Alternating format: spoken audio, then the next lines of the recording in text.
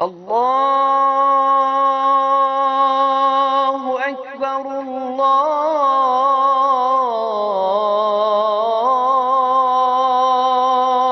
اکبر اللہ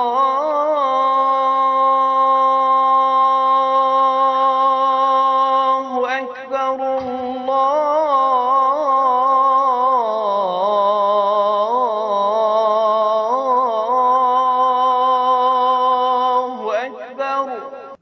اعوذ باللہ من الشیطان الرجیم بسم اللہ الرحمن الرحیم الحمد للہ رب العالمین والصلاة والسلام علی العبد المؤید والرسول المسدد المصطفى الامجد المحمود الاحمد سیدنا و مولانا ابو القاسم محمد اللہم صلی علی محمد و آل محمد وآلہ الطیبین الطاہرین المعصومین المظلومین المنتجبین الاخیار ولعنت اللہ علی اعدائہم الاشرار اما بعد فقال اللہ تبارک و تعالی فی کتابہ المبین بسم اللہ الرحمن الرحیم وما ارسلناک الا رحمتا للعالمین۔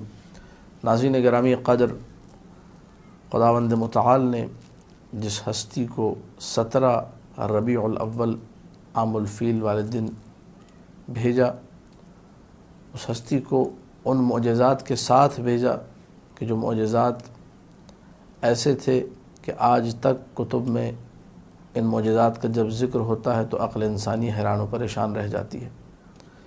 معجزات نبی، جہاں قرآن معجزہ ہے، ساری کائنات اگر مل جائے تو اس قرآن کا جواب نہیں لا سکتی۔ نبی کی پیدائش کے جو معجزے آج تک اس کے آثار موجود ہے، طاق کسرا پر آج تک وہ آثار پائے جاتے ہیں۔ اس کے بارے میں یہ کہا جاتا ہے کہ نبی کے اس دنیا میں آنے پر اس کی یہ حالت ہوئی تھی۔ دنیا بھر میں ہزاروں سال سے جو آتش کدے روشن تھے وہ خاموش ہو گئے، بڑے بڑے بادشاہوں کی زبانوں کو تالے لگ گئے، وہ گونگ رہے، وقت ولادت کچھ بول نہیں سکے، اور دیگر وہ عجیب و غریب آثار جو اللہ کے رسول سے نمودار ہوئے اور نمایاں ہوئے۔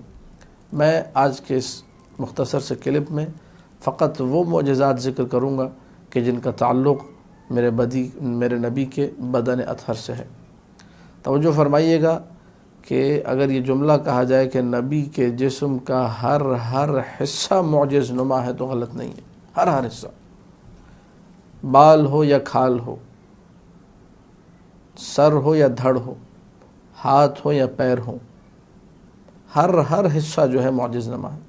سر کو اگر ہم لوگ دیکھیں، سر سے بات کو شروع کرتے ہیں، تو نبی کے سروں پر جو بال ہیں ان کا معجزہ یہ ہے کہ وہ کبھی آگ میں جل نہیں سکتے۔ معصومین کے پاس جب یہ دعویٰ لایا گیا کہ کوئی شخص یہ کہہ رہا ہے کہ ہمارے پاس اللہ کے رسول کے بال ہیں، تو فوراً آگ منگوائی گئی اور آگ میں ڈال کر چیک کیا گیا۔ اس میں سے کچھ بال جل گئے، کہا یہ نبی کے نہیں ہیں، اور جو نہیں جلے کہا ہاں یہ بال نبی کے ہیں۔ یہ نبی کے بالوں کا معجزہ ہے۔ نبی کی پیشانی کا معجزہ یہ ہے کہ رات کی تاریکی میں جب گھٹا ٹوپ اندھیرا ہوتا تھا، جب ہاتھ سجھائی نہ دے، ایسے میں نبی کی پیشانی سے وہ نور ساطع ہوتا تھا کہ جو اس تاریک رات میں ایک چراغ کا کام کرتا تھا۔ نبی کی آنکھوں کا معجزہ یہ تھا کہ جس طریقے سے یہ آنکھیں آگے دیکھتی تھی بالکل ویسے ہی پیچھے بھی دیکھتی تھی۔ نبی کے کانوں کا معجزہ یہ تھا کہ جس طریقے سے حالت بیداری میں یہ کان سنتے تھے بالکل ویسے ہی حالت خواب میں، نیند کے وقت، سوتے وقت بھی کان ویسے ہی سنا کرتے تھے۔ نبی کی زبان کا معجزہ یہ تھا کہ اس زبان سے اگر کسی کو کہہ دیا من انا، اب چاہے وہ جانور ہو، چاہے وہ چرند ہو، چاہے وہ پرند ہو، چاہے وہ جمادات میں سے کیوں نہ ہو، پتھر ہی کیوں نہ ہو، کائنات کے ذرے ذرے سے آواز آتی تھی انت رسول اللہ، آپ اللہ کے رسول ہیں۔ یہ اثر تکوینی اس زبان کا، یہ طاقت اس زبان کی، یہاں تک کہ بعض معجزات کی کتب میں یہ معجزہ بھی ذکر ہے۔ الثاقب فی المناقب، جس کا نام ہے ابن حمزہ توسی نے اس کتاب کو لکھا کہ ایک دن اللہ کے رسول سے آ کر امیر المومنین نے یہ شکایت کی کہ ہم لوگ جو ہے اس غزوے میں ہیں اور پانی ہمارے پاس ختم ہو چکا ہے، تو اللہ کے رسول نے ایک صخرے، ایک بڑے پتھر کی طرف اشارہ کر کے کہا کہ یا علی اس پتھر سے جا کے صرف اتنا کہو کہ انا رسول و رسول اللہ الیک، میں اللہ کے رسول کا قاصد ہوں تمہاری طرف، اور ہمیں اس وقت پانی کی ضرورت ہے۔ مولا علی نے جیسے ہی اللہ کے رسول کا یہ پیغام پہنچایا، فوراً اس پتھر سے مولا علی کی تعبیر کے مطابق جس طرح اونٹنی کے تھن ہوتے ہیں ویسے تھن نمودار ہوئے، اور اتنا میٹھا پانی لوگوں کے لیے جاری ہوا کہ سب کے سب سیراب ہو گئے۔ نبی کی زبان کے گرد جو رطوبت ہے جس کو لعاب دہن کہا جاتا ہے، اس کا معجزہ یہ ہے کہ مولا متقیان کی آنکھوں میں جب آشوب چشم ہوا، مولا متقیان کی آنکھیں جب اس مرض میں مبتلا ہوئی، اس بیماری میں، تو اللہ کے رسول کے لعاب دہن سے امیر المومنین کی آنکھیں بھی ٹھیک ہو گئیں۔ ہاتھوں کا معجزہ اگر دیکھنا ہے تو جس مرض پر یہ ہاتھ پڑ جائے اس کو ہمیشہ کے لیے شفا مل جاتی ہے۔ جنگ احد کا واقعہ ہے کہ ایک صحابی کی جو ہے آنکھ زخمی ہو گئی، اور زخمی اس طریقے سے ہوئی کہ آنکھ اندر سے باہر آ گئی، تو اپنی آنکھ کو ہاتھ میں لیے آیا، یا رسول اللہ میری زوجہ مجھ سے نفرت کرنے لگی ہے اور مجھے اس حالت میں قبول نہیں کرتی۔ تو اللہ کے رسول نے اپنے ہاتھ سے اس آنکھ کو لیا اور ویسے ہی واپس لگا دیا۔ یہ آنکھ جب دوبارہ دست نبی پر آنے کے بعد اپنے مقام پر گئی ہے تو اتنی حسین ہو گئی، اتنی خوبصورت ہو گئی کہ لوگ اس کی آنکھ کو دیکھنے کے لیے مختلف مقامات سے آیا کرتے تھے۔ ایک آنکھ اس کی عادی تھی جیسے پہلے تھی، لیکن یہ آنکھ جس پر نبی کا ہاتھ پڑا تھا یہ اتنی حسین، اتنی خوبصورت، اتنی پیاری ہو چکی تھی کہ لوگ دیکھنے آیا کرتے تھے۔ اس کا حسن، اس کی ضیاء، اس کی چمک، اس کی دمک دیکھنے والی تھی۔ امیر المومنین کو جب 80 یا 81 کے قریب زخم آئے جنگ احد میں، اور ان زخموں کے بارے میں ارشاد میں شیخ مفید نے لکھا، علامہ مجلسی نے بہار میں لکھا کہ زخم ایسے تھے کہ ایک زخم کو بند کرنے لگو دوسرا زخم کھل جاتا تھا، دوسرے کو بند کرو پہلے والا کھلتا تھا، تیسرا والا کھل جاتا تھا۔ گہرے زخم اور بڑے زخم۔ تو اللہ کے رسول نے ان ڈھیر سارے زخموں پر فقط اپنا ہاتھ رکھا تھا، تو پھر ان زخموں کا عطا پتہ نہیں تھا کہ وہ زخم کہاں گئے۔ یہ نبی کے ہاتھ کے کمالات تھے۔ جابر ابن عبداللہ انصاری نے آ کر شکایت کی کہ یا رسول اللہ، ہمارے علاقے میں جو کنواں تھا پانی کا، جس سے پورا قبیلہ، ہمارا پورا علاقہ پانی پیا کرتا تھا، میٹھا پانی خشک ہو چکا ہے، ہمارے پاس پینے کو پانی نہیں۔ تو اللہ کے رسول نے تھوڑا سا پانی منگوایا اور اس میں اپنے قدمہائے مبارک کو دھویا، اور وہ تشت جس میں رسول کے پاؤں سے نکلا ہوا پانی، جس کو ہم لوگ دھوان اردو میں کہتے ہیں، اس دھوان، اس غسالے کو کہا کہ جا کے اس کنویں میں ڈال دو۔ یہ نبی کے قدموں کا کمال ہے۔ تو فوراً جس کنویں میں پانی ڈالا گیا جو کہ نبی کے قدموں سے مسح ہو کر آیا تھا، اس سے پانی ابلنے لگا اور میٹھا پانی ابلنے لگا۔ یہی قدم جب قبیلہ بنی سعد کی سرزمین پر پڑے تھے تو ہر جگہ ہری بھری ہو گئی تھی۔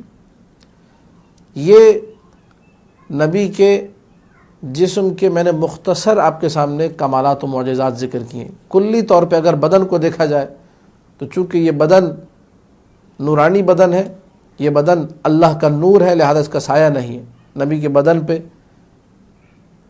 اگر آفتاب کی تمازت میں بھی اس کو کھڑا کر دیا جائے، نہ ادھر نہ ادھر، نہ دائیں نہ بائیں، کہیں سایہ نظر نہیں آتا۔ نبی کے بدن کا کمال ہے۔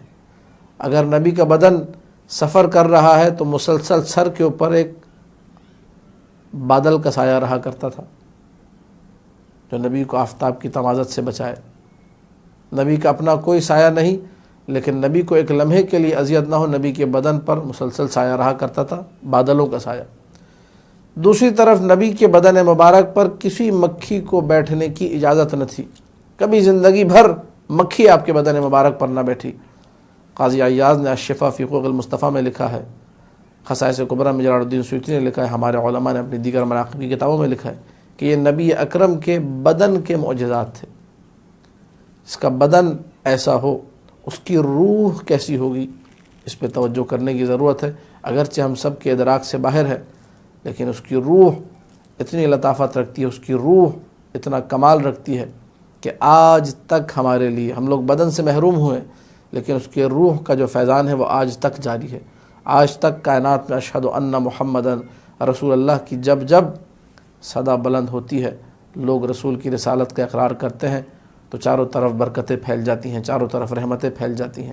آج بھی مسجد خضرا میں، مسجد نبوی میں جب یہ اعلان ہوتا ہے جب ذکر محمد مصطفیٰ وہاں پر ہوتا ہے، لوگ وہاں پر جاتے ہیں تو ایک رحمت کا وہاں پر احساس کرتے ہیں۔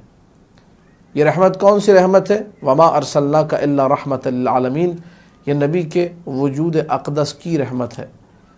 تمہید یہ ساری اس لیے تھی کہ جب بدن ایسا ہے تو روح کا ادراک میرے لیے ممکن نہیں، آپ کے لیے ممکن نہیں ہے کہ کیا عظمت ہوگی اس روح کی کہ جس کو بدن ایسا ملا ہے کہ بدن کا ہر حصہ معجز نما ہے۔ اگر انگلیوں سے بھی زمین پر کھڑے ہو کر آسمان کی طرف اشارہ کر دیا تو انگلیوں میں اتنی طاقت ہے، یقین جانیے اس بات کو کہ روح، جو لوگ علماء روح ہیں ان سے پوچھیے گا آپ، جو روح اور بدن کی ترکیب اور اس حوالے سے کام کرتے ہیں ان سے آپ یہ سوال کیجیے گا کہ روح کی طاقت زیادہ ہے یا بدن کی؟ تو ظاہری سی بات ہے روح کی طاقت زیادہ ہے۔ جس کے بدن کی 2 انگلیوں میں اتنی طاقت ہو کہ وہ زمین پر کھڑے ہو کر جب آسمان میں چاند کی طرف اشارہ کرے تو اسے 2 ٹکڑوں میں تقسیم کر دے، انگلیوں کی طاقت ہے یہ۔ کیا اس کی روح میں اتنی طاقت نہیں ہے کہ ہمارے مردہ دل کو زندہ کر سکے، ہمارے اندر ایمان کی طاقت کو مزید دوچندہ کر سکے، اضعافاً مضاعفہ جسے کہا جاتا ہے، کئی مراحل اوپر لے جا سکے؟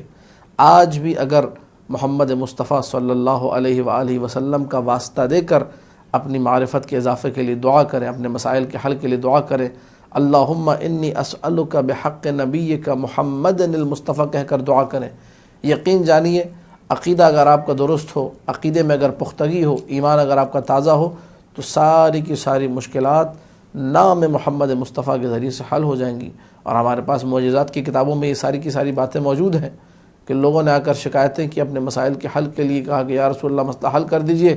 اللہ کے رسول نے جہاں مسئلے لوگوں کے مختلف طریقوں سے حل کیے وہاں ایک طریقہ یہ بتایا، کہا کہ جاؤ اچھے طریقے سے وضو کرو، مصلی بچھاؤ، 2 رکعت نماز رب کی بارگاہ میں ادا کرو۔ جب 2 رکعت نماز ادا کر دی، نماز کے بعد ہاتھ اٹھا کر کہو اللہم انی اسألک بحق عبدک و نبیک محمد المصطفیٰ انی اتوجہ الیک بنبیک، بار اللہ میں نبی کو وسیلہ لے کر آیا ہوں، اس نبی کا واسطہ اس نبی کے صدقے میں مجھے دے دے۔ ادھر اس کی دعا مکمل ہوئی، ابھی مصلی نہیں سمیٹا تھا، اپنی جگہ سے اٹھا نہیں تھا کہ مسئلہ حل ہو چکا تھا، نابینا کو بینائی مل چکی تھی، جو برس کا مریض تھا اس کا برس دور ہو چکا تھا۔ کتنے ایسے معجزات ہیں۔ لہذا ضرورت اس امر کی ہے کہ وہ لوگ جو مقام محمد مصطفیٰ سے دور ہیں انہیں مقام محمد مصطفیٰ سے آشنا کیا جائے، ان معجزات کو ذکر کیا جائے، ان فضائل کو پڑھا جائے، ان سے شک کرنے والوں کا شک بھی دور ہوگا اور ہمارا ایمان بھی تازہ ہوگا۔ دعا ہے خداوند متعال سے کہ ہم سب کے علم و عمل و تقوی میں اضافہ کرے۔ وآخر دعوانا ان الحمد للہ رب العالمین۔